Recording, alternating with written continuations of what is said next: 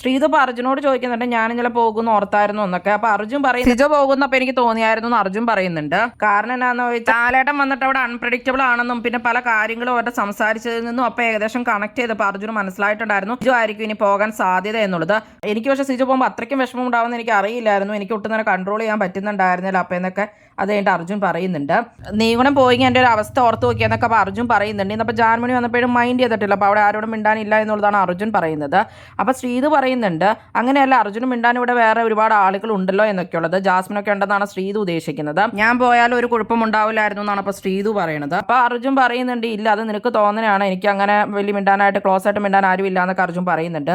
അപ്പോൾ ശ്രീതു പറയണ അല്ല, മറ്റുള്ളവരൊക്കെ എഫോർട്ട് എടുത്താണെങ്കിലും അർജുനോട് ഇങ്ങോട്ട് വന്ന് മിണ്ടും. അർജുനാണ് ഇവിടെ നിന്ന് ഔട്ടായി പോകണമെങ്കിൽ എനിക്കാണ് ശരിക്കും ഇവിടെ ആരും മിണ്ടാനില്ലാത്തത്. എൻ്റെ അടുത്തേക്ക് അങ്ങനെ എഫോർട്ട് എടുത്തൊന്നും ആരും മിണ്ടാറില്ല എന്നൊക്കെ അതുകൊണ്ട് ശ്രീതു പറയുന്നുണ്ട്.